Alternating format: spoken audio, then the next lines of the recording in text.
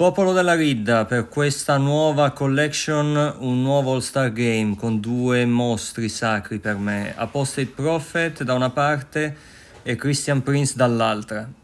Iniziamo subito con il primo contributo in cui i due protagonisti ci parleranno della faida che sta avvenendo da 1400 anni, che vede contrapposti i sunniti con gli sciiti. Questa prima parte dura 7 minuti e alla fine di questa parte troverete una chicca che ho inserito e penso che vi piacerà. Can you briefly explain the difference between Shia and Sunni?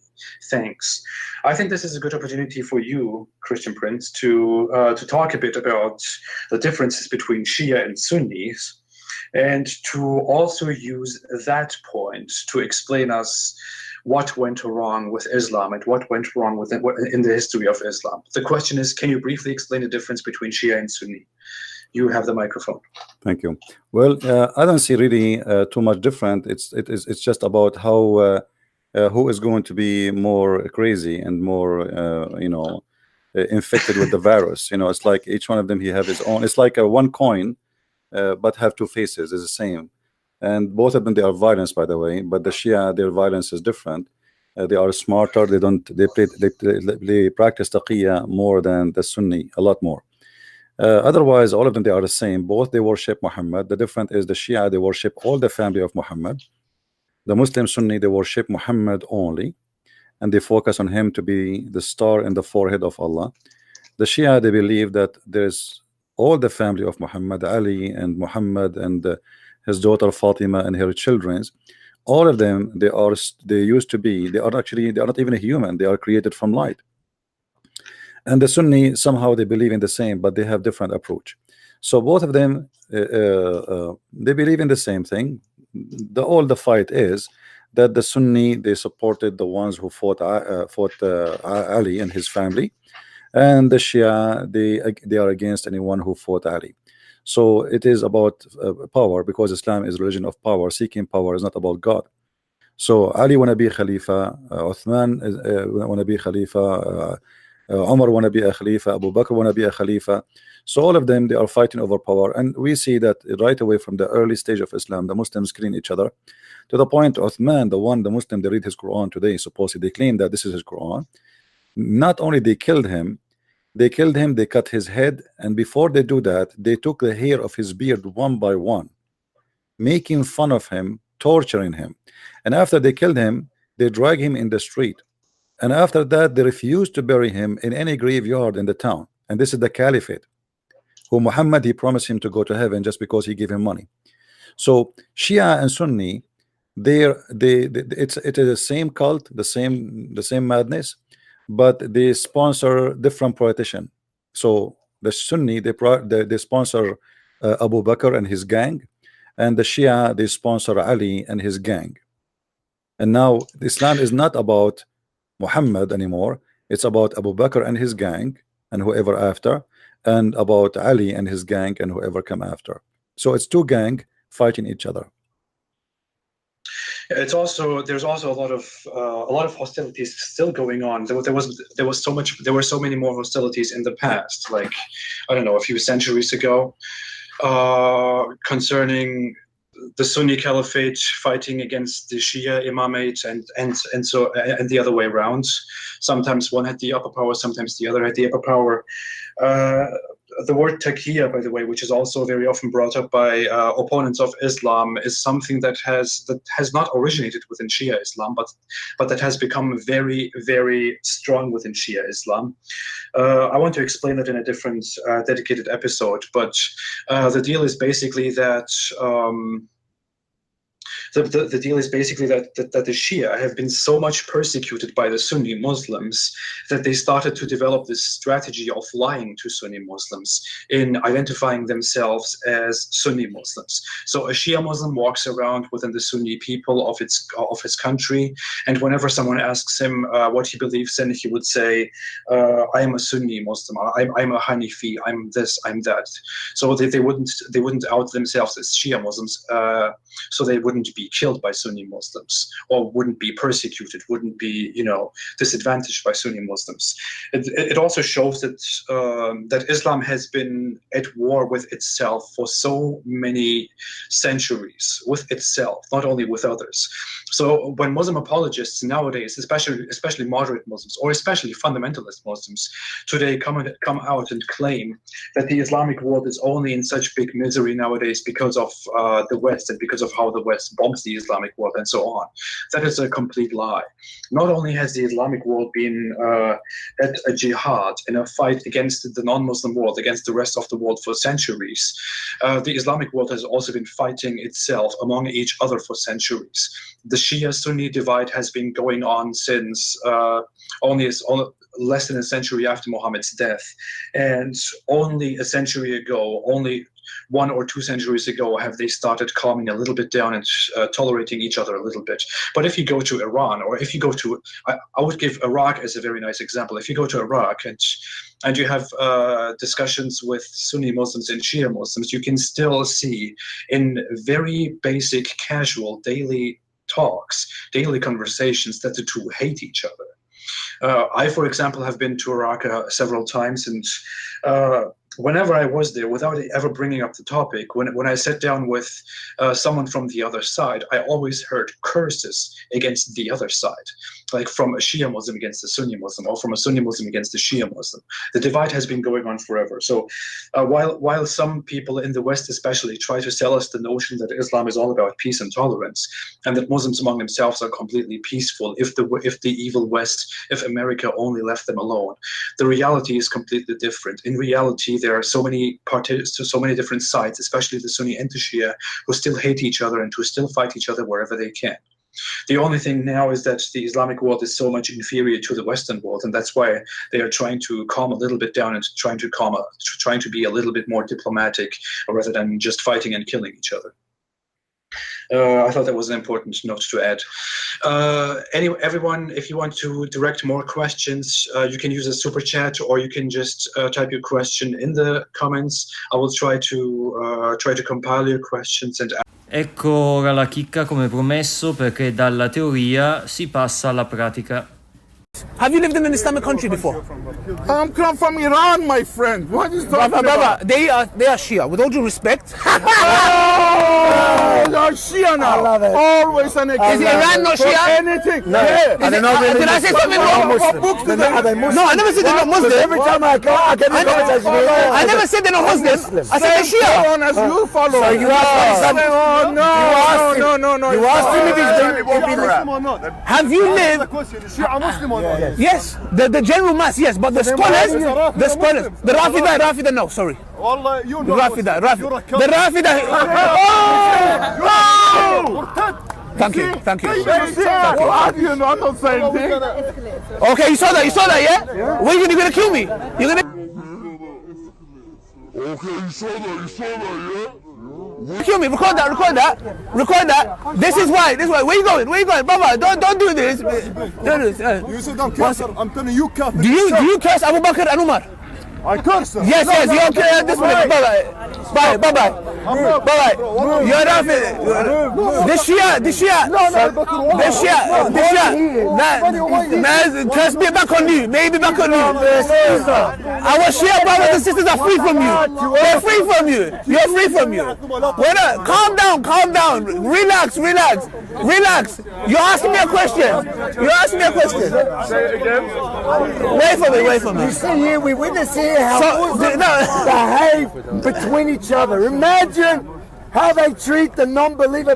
This is them. This is exactly how they are. Do you not get why we get afraid though? You're a moderate, you're a nice guy. You're so moderate. You've got someone in Speaker's Corner literally slitting your throat. Yes, did you do that? What's he going to do to me? Exactly. Imagine. You're a Zionist. Exactly. Imagine. You're a Zionist.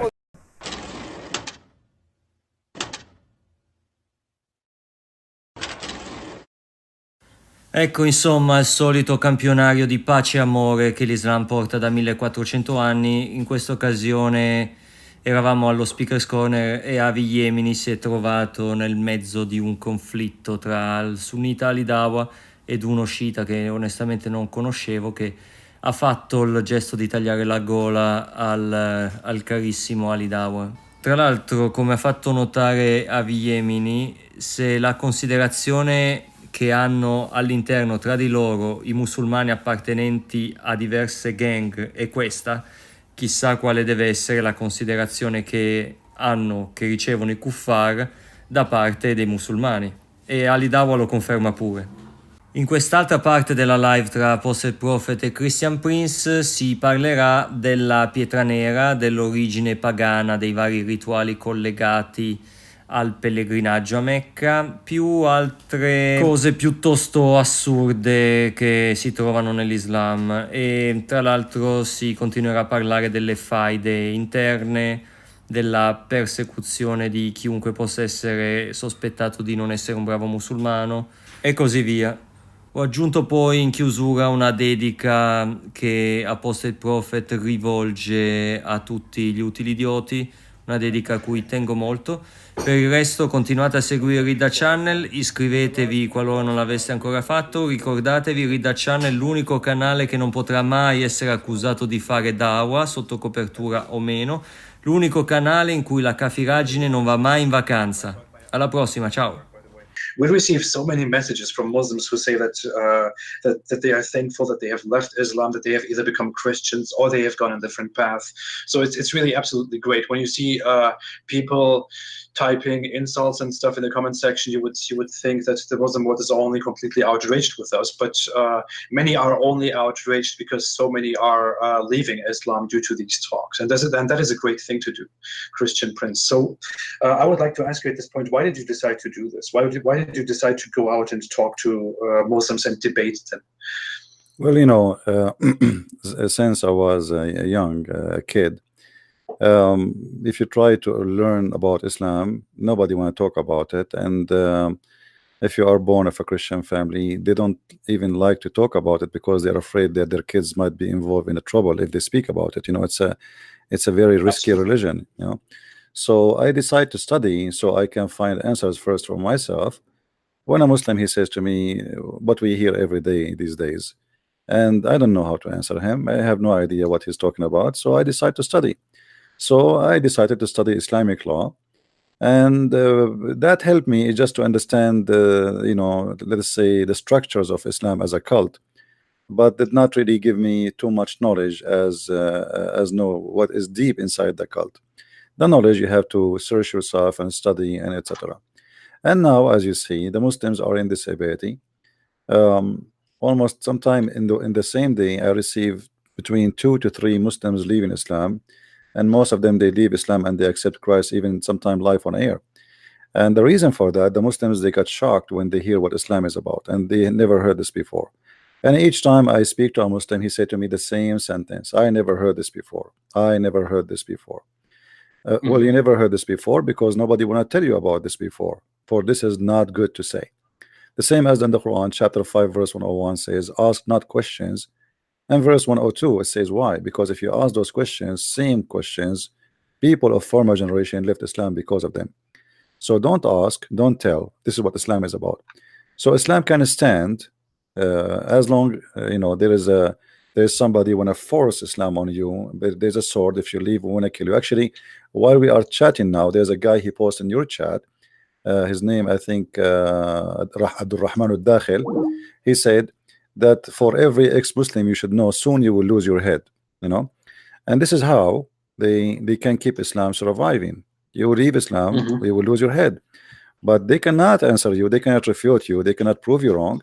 So they threat you to. This is why when Muhammad died, the same day Muhammad died, thousands and thousands of people left Islam. So what Abu Bakr he did, you know, the Muslim after Muhammad, after he died, people they start leaving Islam. They decide to launch a war. It's called the War of Apostate, and I'm sure you know about it. Yeah, the Ridda wars. Yeah, why people they decide to leave? Simply because he forced them into Islam, and even the Quran he confirmed that. So Islam cannot stand questions, not only criticism, normal question, a very simple question. As long like I have in the screen now, the Kaaba. If we ask the Muslims, you say you are not a pagan, so why you kiss a black stone? They say because the Prophet kissed it. Okay, why the Prophet kissed it? Because it's holy. Why it's holy? Because the Prophet kissed it. Very nice point, by the way. There's this hadith in which Umar, I think, or Uthman, I don't know which one. No, it's Umar, yeah, where he says to the black stone in the hadith, I know that you are of no benefit to me. If I didn't see the Prophet kiss you, I wouldn't kiss you. That's what Umar says in the hadith, right? Yes. You can confirm that, I guess. But this is absolutely ridiculous. Yeah, but this is a problem here, because simply that's mean Umar, he confirmed that Muhammad either a liar or is a hypocrite, because why he is kissing a stone is useless. They are just following it blindly. Same time, that will prove Muhammad to be a liar, because Muhammad, he told the Muslims, if you even touch the stones, not even kiss it, the two corners, if you touch them, the Yemeni corner and the black stone corner, if you touch them, those they forgive your sin. And then here we need to ask ourselves, how in the world touching stones can forgive sin if you are not a pagan? And this is what makes it more funny, that the Muslim, they claim that we are, as a Christians, me myself, you are not Christian, me myself is a pagan because we are not Muslims, but they are the one who believe in touching stones. Touching those stones erase their sin. So who is the pagan here? So the stone, not only stone, I mean the Muslims, they kiss a stone, they bow in front of a stone, they go around the stone, and they pray in the direction of the stone. So what if this is not paganism? What is paganism? Absolutely. I would like to say this again to everyone, to every Muslim who's listening. You might not be informed about this, or your scholars, your local imams might tell you that this is something very beautiful, very nice when you tell you about it. But there truly is a hadith where Umar says that he would not kiss the black stone because from the black stone there can be no benefit to him. But he is kissing the black stone because Muhammad kissed the black stone. This is an absolutely ridiculous hadith. If you look at it, if you think a bit further about it, without relying on the weird interpretations of your local imams, when you think about this hadith, it implies that the black stone is really of no benefit to you at all. We are talking about the black stone which is attached to the Kaaba in Mecca. And he also very clearly says that he is only kissing the black stone because Muhammad kissed the black stone. So, you know, nowadays many Muslims come out to tell us that that Islam has so many practices that are completely beneficial to humans, that are in some way spiritually or physically beneficial to all of us. They try to tell us about science miracles in the Hadith and the Quran and so on. But there is this Hadith. Why don't Muslims talk about that? The Hadith clearly says that the stone has no benefit at all, but Umar is only kissing it because Muhammad kissed the stone. So you are doing an absolutely unnecessary and absolutely nonsensical practice that was only practiced by pre-Islamic pagans before, by pre-Islamic polytheists before, that the Quran hates so much. And this practice has been adopted without any doubt into Islam, into the Quran, into Islam. And Muslims are practicing this in masses now when they go to the Hajj, to Mecca. This is really ridiculous. So every Muslim who is watching, every Muslim who is going to hear this, please think about this for 1 second and think of anything useful that you have in your head about this. It will be, you will probably end up with the same conclusion. There is something wrong with Islam. If I have any of my books, I have 2 new books I published not a long time ago. It's called 6 and Allah, variant number 1 and variant number 2. You will see that the black stone, and this is all from the history books of Islam, not from my own, that women before Islam, they used to go to the black stone, which is considered as a vagina. It is the fertility god. It used to have a clitoris inside it. They used to go and they put their hand over their vagina when they have their period, and then they place their hand inside the black stone, praying to Allah, which is the moon god, to make them get pregnant so they can have babies. And this is why Muhammad, he said that the black stone used to be white like milk, and then the sin of mankind made it black. Why?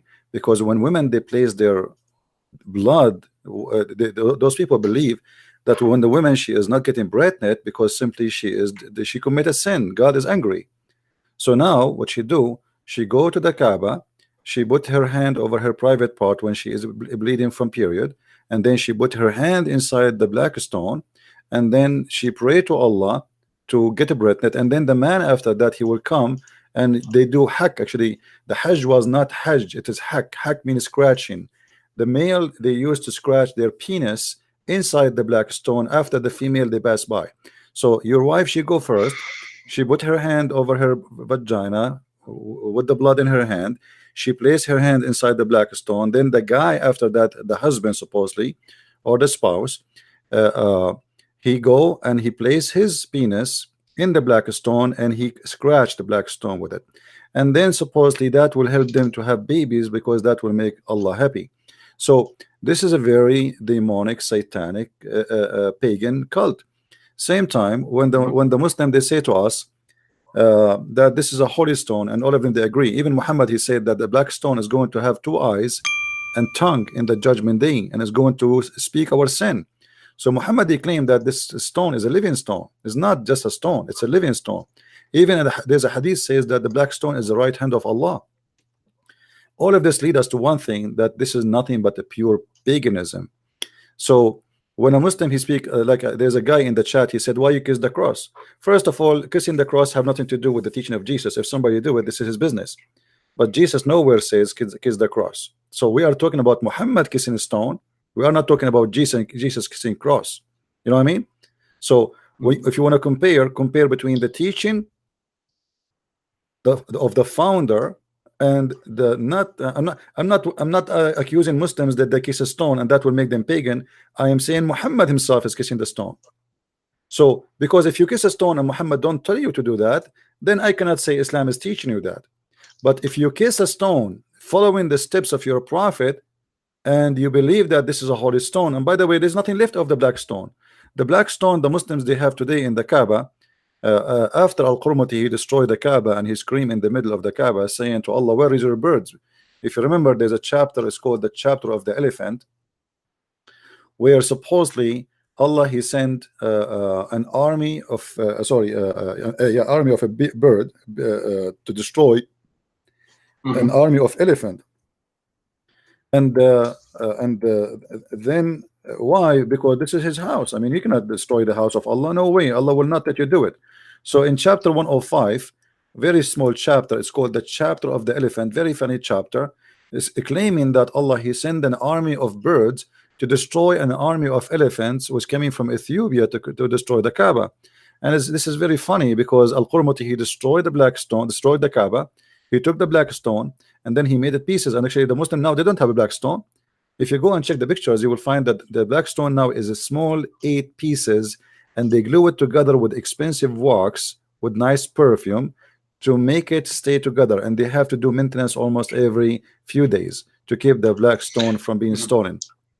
It has been destroyed before Islam, and it has been destroyed several times after Islam. So it's really ridiculous. And you know, Al-Qurmuti, by the way, you said that the Sunni, they always persecute the Shia, correct?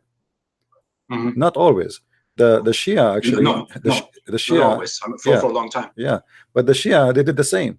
It's about who is in the power. The one in the power, he humiliated the other one, and then they will find themselves they have to use the taqiyya. So during the time, and this is what Islam work. I mean, can you imagine that all of Egypt used to be Shia?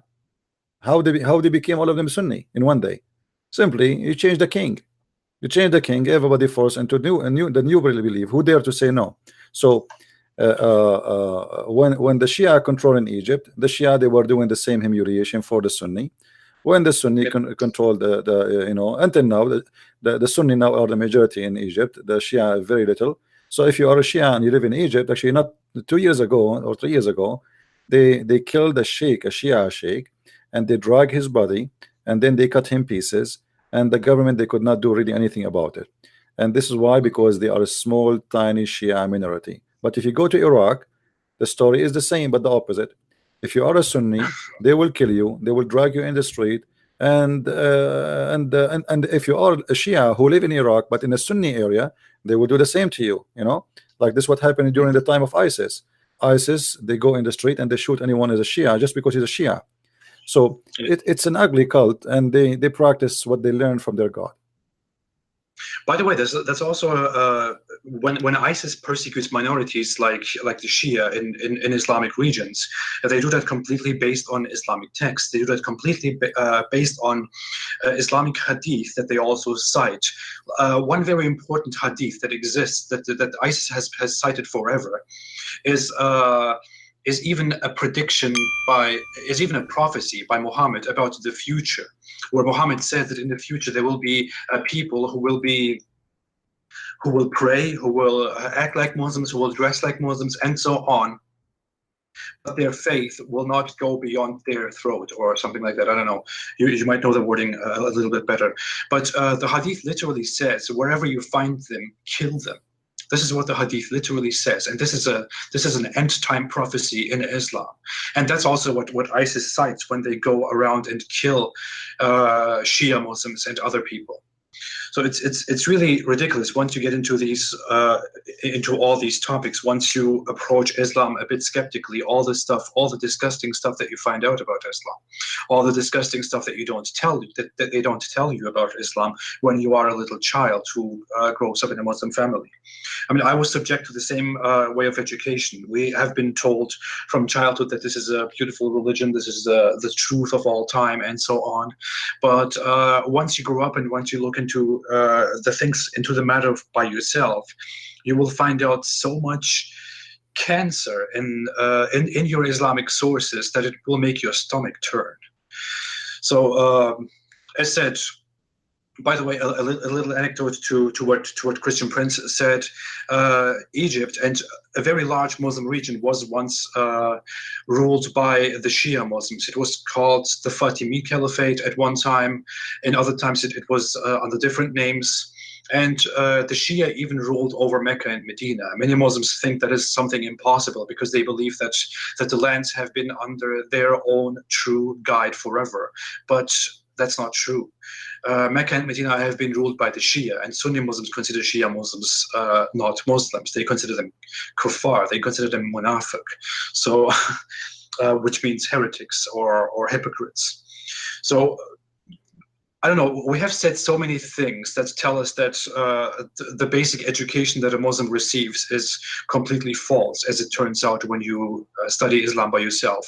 And this is just one of those things. It's really crazy. So every Muslim who is listening, please open your book, open your Quran, open your Hadith books, and start reading it by yourself. If you really need to get a second opinion, if you really need to listen to scholars, read the interpretation, read the exegesis, the tafsir of Ibn Kathir. You will find so much disgusting stuff in that.